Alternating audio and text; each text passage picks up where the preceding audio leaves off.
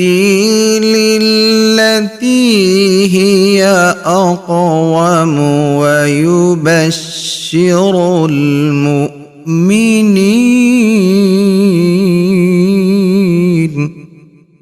ويبشر المؤمنين الذين يعملون الصالحات أن لهم أجرا كبيرا.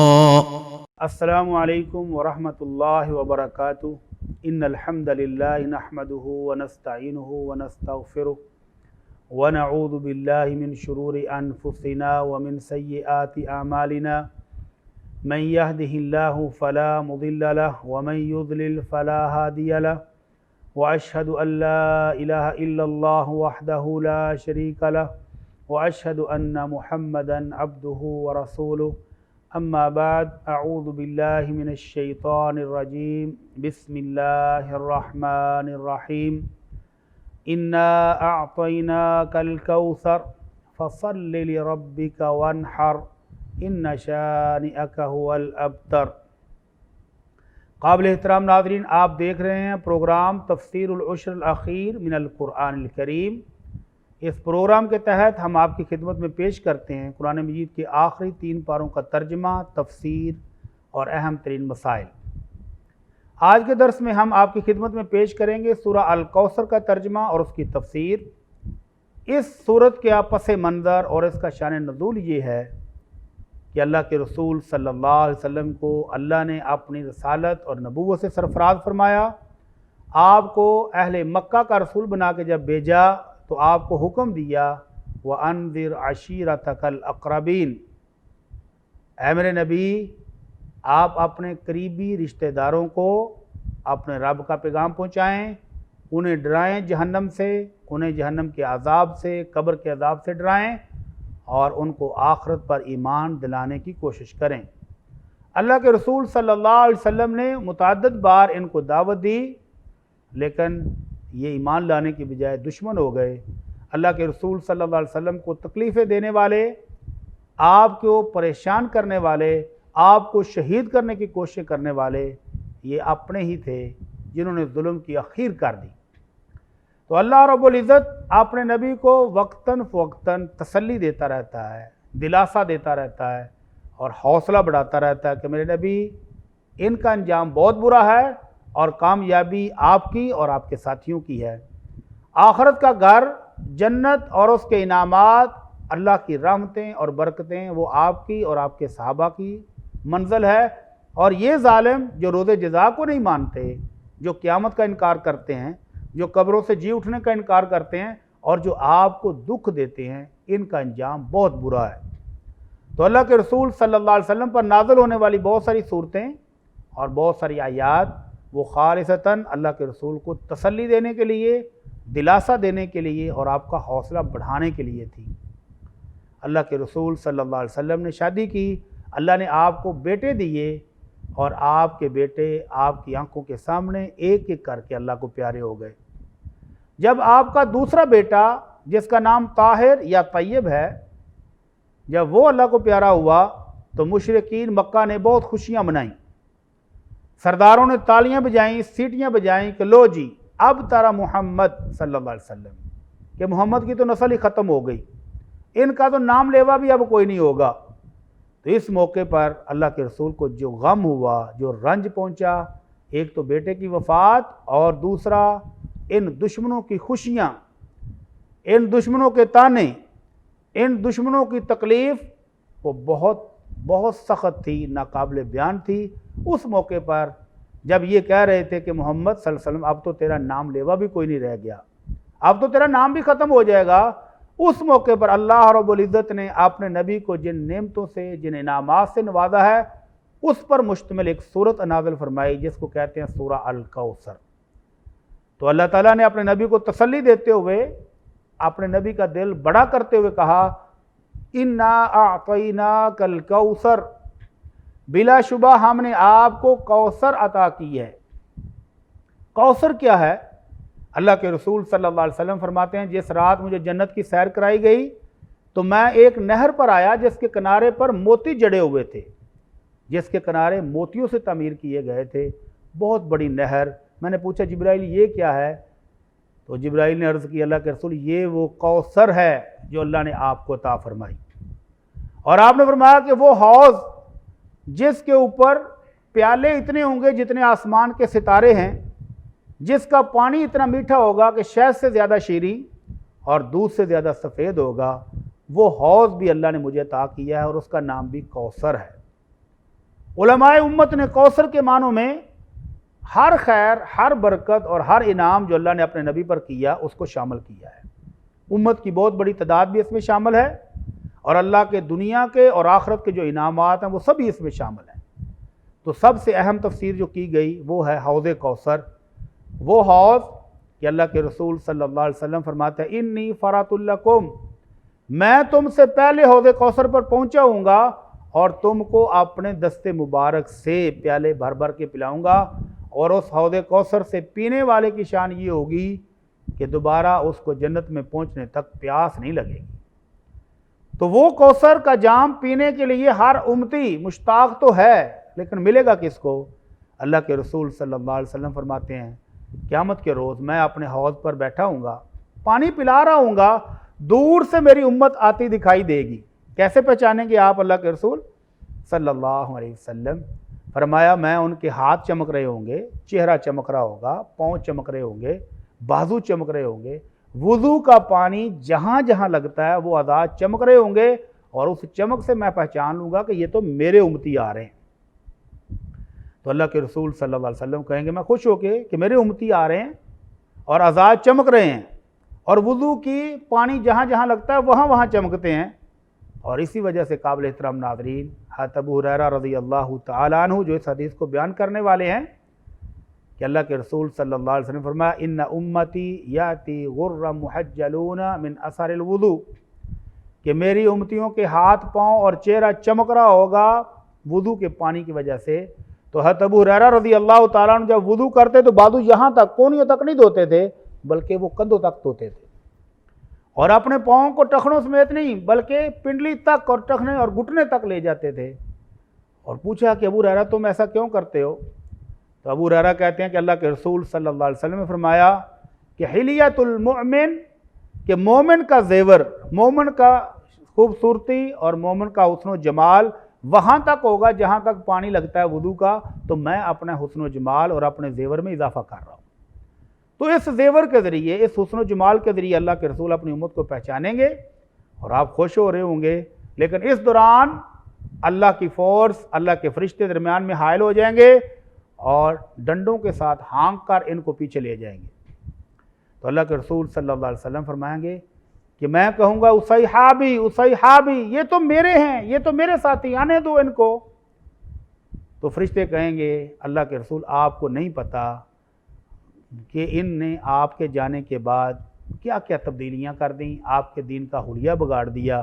تو اللہ کے رسول صلی اللہ علیہ وسلم فرماتے ہیں الا انی مستنقذ، کچھ لوگوں کو تو میں چھڑا لوں گا، بچا لوں گا، اور کچھ لوگوں کو مجھ سے چھین کر واپس لے جائیں گے فرشتے، اور فرمائیں گے اور کہیں گے اللہ کے رسول انک لا تدری ما احدثوا بعدک، اللہ کے رسول آپ کے جانے کے بعد آپ کے سنت طریقے کو چھوڑ کے جو بدعتیں انہوں نے گڑھی تھی وہ آپ کو پتہ نہیں ہیں۔ تو اللہ کے رسول صلی اللہ علیہ وسلم بڑی دلگیری سے فرماتے ہیں فلا تسودوا وجہی، اس روز مجھے شرمسار نہیں کرنا، اس روز تمہاری ان حرکتوں کی وجہ سے مجھے ندامت نہیں ہونی چاہیے۔ تو امت کو حکم دیا کہ وہ سنت پر عمل پیرا رہے اور ان حرکتوں سے بچ کے آئے۔ تو ایک تو حوض کوثر، وہ ہے الکوثر کی تفسیر، اور دوسرا علماء امت کہتے ہیں کہ اس سے مراد آپ کی وہ امت ہے جس کی تعداد بہت زیادہ ہوگی۔ کتنی تعداد ہوگی؟ اللہ کے رسول صلی اللہ علیہ وسلم فرماتے ہیں مجھے اللہ نے امتیں دکھائیں، میرے سامنے سے ہر نبی گزرا اور اس کے ساتھ اس کی امت بھی تھی۔ نبی گزرا ماہو اسنان، دو بندے تھے، اور ایک نبی گزرا ماہو رہت، اس کے ساتھ چھوٹی سی جماعت تھی۔ وہ ایک نبی گزرا لیس معہ احد، اور کچھ نبی تو ایسے بھی گزرے کہ جن کے ساتھ ایک بھی امتی نہیں تھا۔ تو اللہ کے رسول صلی اللہ علیہ وسلم فرماتے ہیں کہ میں ایک بہت بڑی جماعت دیکھتا ہوں جس نے آسمان کے کنارے چھپے ہوئے ہیں۔ تو میں نے پوچھا جبریل کیا یہ میری امت ہے؟ تو جبریل نے کہا نہیں اللہ کے رسول یہ تو موسیٰ علیہ السلام اور ان کی امت آ رہی ہے، تو میری امت کہاں ہے؟ تو جبریل نے اشارہ کیا اللہ کے رسول وہ دیکھیں جس نے چاروں کنارے چھائے ہوئے ہیں، جس سے چاروں کنارے بھرے ہوئے ہیں، وہ آپ کی امت آ رہی ہے۔ اتنی بڑی تعداد، وہ بھی ہے خیر کثیر۔ تو اللہ تعالیٰ کہتے ہیں اِنَّا أَعْطَيْنَاكَ الْكَوْثَرَ، ہم نے آپ کو خیر کثیر، اس میں یہ امت بھی شامل ہے۔ اور اس امت میں سے کتنوں کو اللہ رب العزت اپنے انعامات والی جنت سے نوازیں گے، جنت عطا فرمائیں گے؟ اس کے بارے میں اللہ کے رسول صلی اللہ علیہ وسلم نے ایک روز فرمایا انی ارجو من اللہ ان تکونوا ثلث اہل الجنہ، مجھے اللہ سے امید ہے کہ تم جنتیوں میں سے 1/3 ہوگے۔ اور جنت میں ٹوٹل لوگ کتنے ہوں گے؟ اللہ کے رسول صلی اللہ علیہ وسلم فرماتے ہیں جنت میں 120 صفیں ہوں گی، اور فرمایا مجھے امید ہے کہ تم 1/3 1/3 ہوگے، یعنی 40 صفیں تمہاری ہوں گی۔ صحابہ کرام نے خوشی میں نعرہ مارا اللہ اکبر، وہ اللہ کتنا بڑا ہے، وہ اللہ کتنا عظیم ہے کہ جس نے اکیلی ہماری امت کی 40 صفیں بنا دی۔ تو آپ نے فرمایا ارجو ان تکونوا نصف اہل الجنہ، یا فرمایا ارجو ان تکون شطر اہل الجنہ، مجھے اللہ سے امید ہے کہ اللہ یہ تعداد بڑھا کے نصف کر دے گا، نصف ساری امتیں ہوں گی اور نصف صرف ہماری امت ہوگی۔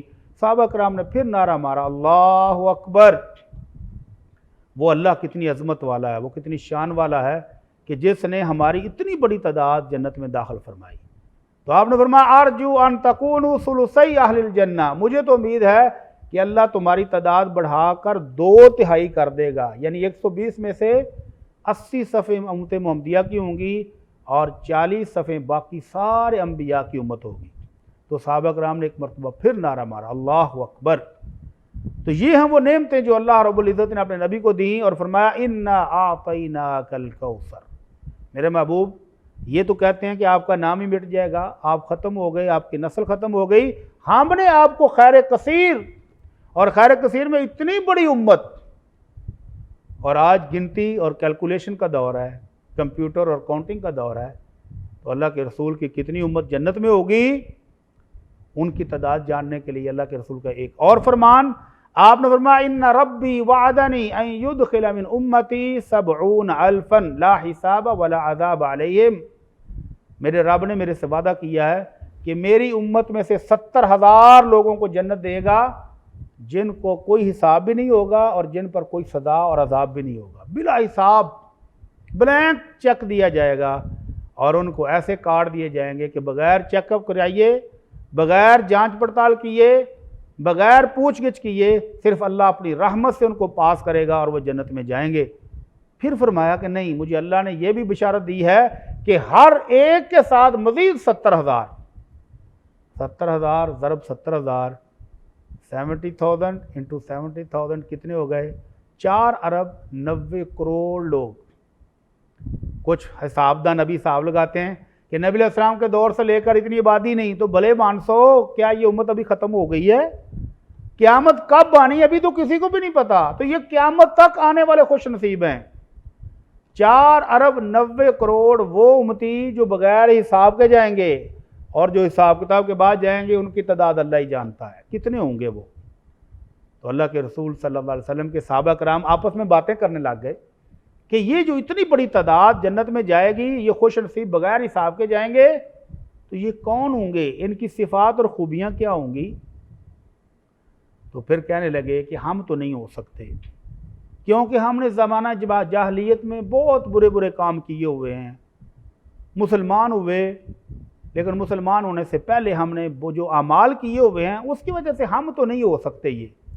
البتہ ہماری اولادیں ہو سکتی ہیں کیونکہ وہ تو پیدا ہی مسلمان ہوئے اور انہوں نے آنکھیں کھولی ہیں تو اللہ کے رسول صلی اللہ علیہ وسلم کی فرما برداری شروع کر دی، تو وہ ہو سکتے ہیں۔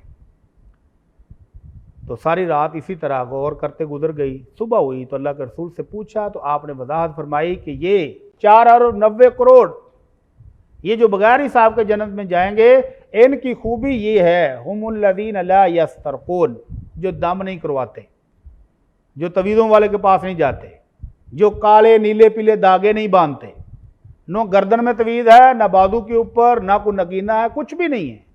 और अगर कोई तकलीफ़ आ जाए, कोई बीमारी आ जाए, कोई परेशानी आती है तो सब्र करते हैं, अपने रब पर भरोसा करते हैं कि ये बीमारी आई भी उसके हुक्म से है और दूर भी उसके हुक्म से होगी, मुझे किसी की ज़रूरत नहीं है। हाँ, अलबत्ता दम कराना भी जायज़ है, करना भी जायज़ है। अल्लाह के रसूल सल्लल्लाहु अलैहि वसल्लम फरमाया, आरिज़ू अलैया रुकाकुम, आपने दम मुझे सुनाओ, और जिस दम के अंदर शिरकिया लफ्ज़ ना हो, अल्लाह की तौहीद वाले कलाम हो, तो वो कोई भी हो, उसके साथ अगर तुम अपने भाई को फ़ायदा पहुँचा सकते हो तो पहुँचा दो। और अल्लाह के रसूल सल्लल्लाहु अलैहि वसल्लम ने ख़ुद भी दम सिखाए, और जिब्राईल अलैहिस्सलातु वस्सलाम ने भी अल्लाह के रसूल को एक दम सिखाया।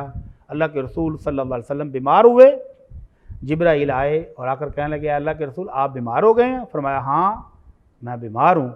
तो कहने लगे, मैं आपको दम करता हूँ, बिस्मिल्लाहि अर्कीक मिन कुल्लि शैइन युअज़ीक मिन शर्रि कुल्लि नफ्सिन औ ऐनि हासिदिन युअज़ीक अल्लाहु यशफीक बिस्मिल्लाहि अर्कीक, कि मैं अल्लाह के नाम से आपको दम कर रहा हूँ, हर चीज़ जो आपको तकलीफ़ दे या किसी हासद ने नज़र लगाई है तो अल्लाह आपको शिफाए कामला दे दे, मैं अल्लाह के नाम से आपको दम कर रहा हूँ।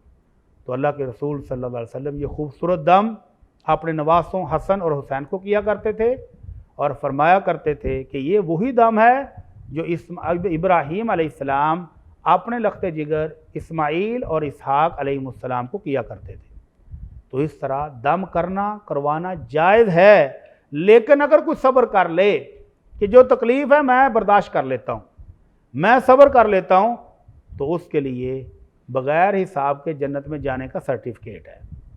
और दूसरी खूबी इन खुश नसीबों की जो बग़ैर हिसाब के जन्नत में जाएंगे, वला यक्तुवून, अरबों के यहाँ इलाज का तरीका था कि ज़ख़म रुक नहीं रहा, ज़ख़म का आराम नहीं आ रहा, तो गर्म सलाखें करके, लोहे की सलाख गर्म करके उस जिस्म पर, उस जगह पर लगाते थे, तो उसके ज़रिए इलाज करते थे। तो आपने फरमाया ये जिस्म पर दाग लगाना, ये आग का अजाब देना, जो शख्स ये ना करे तो वो भी खुश नसीबों में शामिल है कि बगैर हिसाब के जन्नत में जाएगा।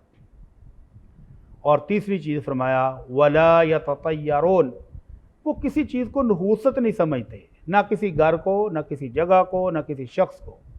हम तो कह देते हैं कि आज सुबह पता नहीं किसकी शक्ल देखी कि सारा दिन ही मेरा ख़राब गुजरा है। ताजर कहता है कि आज फलां शख्स पहली दफ़ा मेरी दुकान पे सुबह सुबह आ गया था, सारा दिन कोई गाहक ही नहीं आया। हम कह देते हैं कि जब से ये बहू आई है हमारी घर से बरकतें उड़ गई हैं, हमारे घर से अल्लाह की रहमतें उड़ गई हैं, जब से ये आई है कारोबार का सत्यानाश हो गया है। हम तो ये कह देते हैं कि जब से इस घर में आए हैं कोई चीज़ नहीं बची, सब कुछ ख़त्म हो गया। जब से इस बंदे के साथ कारोबार शुरू किया है तो नुकसान ही हो रहा है। तो ये उन लोगों की खूबियाँ नहीं हैं जो जन्नत में बगैर हिसाब के जाएंगे। अल्लाह के रसूल सल्लल्लाहु अलैहि वसल्लम खूबी बता रहे हैं कि जिन्होंने जन्नत में बगैर हिसाब के जाना है वो किसी चीज़ को मनहूस नहीं समझते। व अला रब्बिहिम यतवक्कलून, और वो अपने रब पर भरोसा करते हैं। तो ये हैं वो 4 अरब 90 करोड़ जो बगैर हिसाब के जाएंगे, और जो हिसाब के बाद जाएंगे उनकी तादाद कितनी होगी, जो अल्लाह के रसूल सल्लल्लाहु अलैहि वसल्लम की सिफारिश से जाएंगे वो कितने होंगे, जिनकी सिफारिश अंबिया करेंगे वो कितने होंगे, जिनकी सिफारिश सहाबा कराम करेंगे वो कितने होंगे, जिनकी सिफारिश सिद्दीकीन सुलहा और शुहदा करेंगे वो कितने होंगे, और जिनको अरहमुर राहिमीन अपनी रहमत से जहन्नम से निकाल के जन्नत देगा वो कितने होंगे। तो ये कितनी बड़ी उम्मत होगी जो मुहम्मदुर रसूलुल्लाह सल्लल्लाहु अलैहि वसल्लम की होगी और वो जन्नत में जाएगी। तो अल्लाह रब्बुल इज़्ज़त फरमाते हैं, इन्ना आतैनाकल कौसर। ये जो कहते हैं कि आपका नाम मिट गया, आपकी नस्ल ख़त्म हो गई, आपका नाम ले कोई नहीं होगा, तो ऐ महबूब हमने आपको खैर कसीर अता फरमाई है। और सूरह इंशिराह में फरमाया था, वरफ़अना लका ज़िक्रक। मेरे महबूब ये तो कहते हैं कि आपका नाम मिट गया है, आपका नाम मिट जाएगा, हमने तो आपका नाम बहुत बुलंद कर दिया है। कितना बुलंद कि वो काफिर जो इस्लाम को आज भी मिटाने के दर पे हैं, जो मिटाने की कोशिश करते हैं, जो दिन रात अपना माल, अपनी दौलत, अपनी प्लानिंग हर चीज़ खर्च किए हुए हैं, उनके मुल्क में जब बच्चों का नाम रखा जाता है, सालाना डायरी आई तो मुहम्मद सबसे पहला नाम था जो कसीर तादाद में लंदन और यूरोप की गलियों में रखा गया। اور اس وقت اگر گوگل پر سرچ کریں تو دنیا میں سب سے زیادہ نام اگر بچوں کا کوئی ہے یا بڑوں کا نام جو اس وقت زندہ موجود ہیں تو محمد نام کے 1.5 سے 2 کروڑ لوگ موجود ہیں، اور یہ ایک واحد نام ہے جو اتنی بڑی تعداد میں اس وقت دنیا میں موجود ہے۔ تو اللہ رب العزت نے اپنے نبی کو تسلیاں دیتے ہوئے کہا انا اعطیناک الکوثر، میرے محبوب ہم نے آپ کو خیر کثیر عطا فرمائی ہے۔ خیر کثیر میں حوض کوثر بھی ہے، نہر کوثر بھی ہے، کثیر امت بھی ہے، کثیر صحابہ کرام بھی ہیں، یہ قرآن مجید بھی ہے، اور اللہ کا دین اسلام بھی ہے، یہ سارے اس میں شامل ہیں۔ تو اللہ رب العزت فرماتے ہیں آپ پریشان نہ ہوں، آپ غم نہ کھائیں، اور ان دشمن کے تانوں سے دکھی ہونے کی ضرورت نہیں۔ فَصَلِّ لِرَبِّكَ وَانْحَرْ، جس اللہ نے آپ کو یہ اتنی بڑی خیر کثیر دے دی، حوض کوثر دے دیا، نہر کوثر دے دی، اتنی بڑی امت دے دی ہے، تو آپ اس رب کو راضی کرنے کے لیے نماز پڑھیں اور قربانی کریں۔ تو اللہ کے رسول صلی اللہ علیہ وسلم نماز پڑھتے تھے، اور ایسی خوبصورت نماز پڑھتے تھے کہ یہ کافر جو آپ پر ایمان نہیں لاتے ہیں، جو آپ کے قرآن کو نہیں مانتے ہیں، آپ کو کبھی جادوگر کہتے ہیں، کبھی ساحر کہتے ہیں، کبھی آپ کو کاہن کہتے ہیں، لیکن جب اللہ کے رسول صلی اللہ علیہ وسلم رات کو تہجد کے لیے اٹھتے اور آپ پرسوز آواز میں قرآن کی تلاوت کرتے تھے تو ان کے بیوی بچے بھی اور یہ سردار بڑے بڑے چھپ چھپ کے قرآن سنتے تھے، بلکہ بڑے بڑے سردار ابو جہل، ابو سفیان، ابو لہب، ولید بن مغیرہ، امیہ بن خلف، یہ بھی چھپ کے سنتے تھے۔ اور ایک رات جب سن کے قرآن واپس جا رہے تھے تو ایک چوک میں ملاقات ہوگی، سردار جی آپ کدھر سے آ رہے؟ پکڑے گئے، وعدہ کیا آپس میں کہ آئندہ نہیں سنیں گے، اگر ہمارے کمزوروں کو، غلاموں کو، بچوں کو پتہ چل گیا کہ ہمارے سردار جی ہمیں منع کرتے ہیں اور خود چھپ چھپ کے قرآن سنتے ہیں تو یہ بڑی بے عزتی ہوگی، یہ تو بچے گمراہ ہو جائیں گے، ہمارے غلام گمراہ ہو جائیں گے۔ وعدہ کرنے کے بعد اگلے دن پھر پکڑے گئے، کدھر سے آ رہے سردار جی؟ میں قرآن سن کے آ رہا ہوں۔ تو یہ ظالم سنتے تھے، مانتے نہیں تھے، اور اللہ کے رسول صلی اللہ علیہ وسلم کی وہ تلاوت جو آپ تہجد کے وقت کیا کرتے تھے وہ دلوں میں گھر کر جاتی تھی، جو ایک دفعہ سن لیتا پھر وہ واپس نہیں جا پاتا تھا۔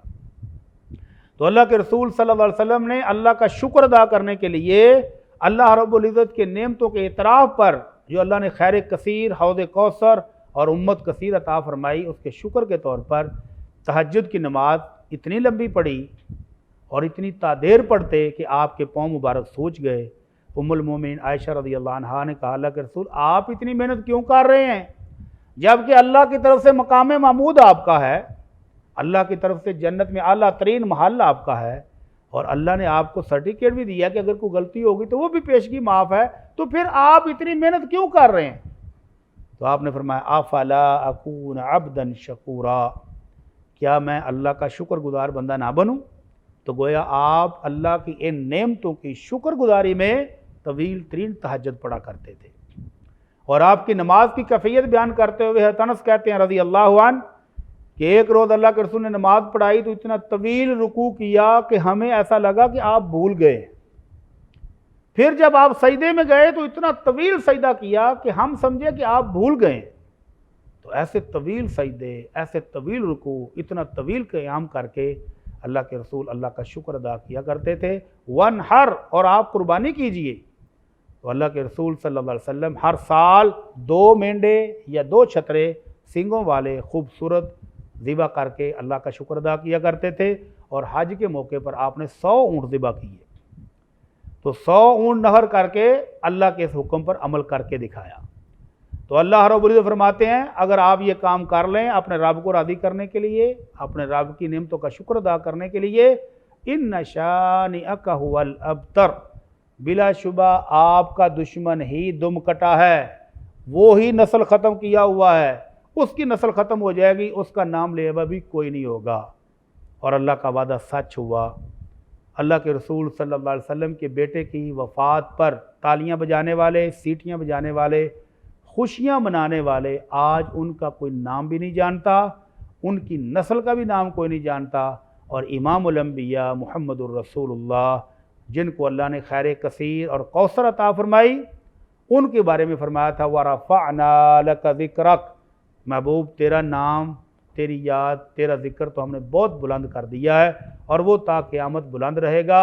اور قیامت والے دن بھی جب ساری قوم، ساری امتیں، سارے نبی اکٹھے ہوں گے، کافر بھی، مشرک بھی، مسلمان بھی، مومن جن بھی اور انسان بھی، اور آدم علیہ السلام سے لے کر امام الانبیاء محمد الرسول اللہ صلی اللہ علیہ وسلم تک سارے لوگ اکٹھے ہوں گے۔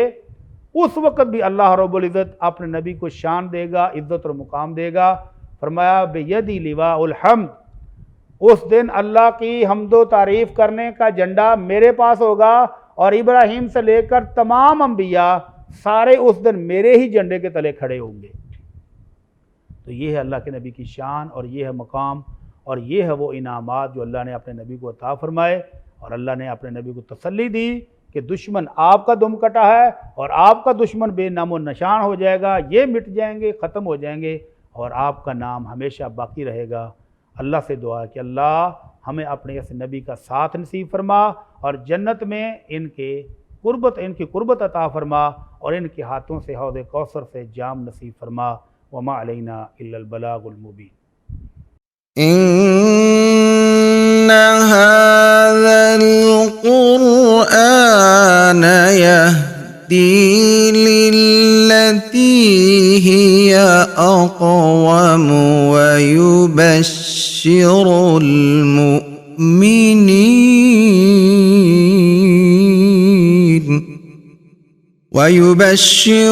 المؤمنين الذين يعملون الصالحات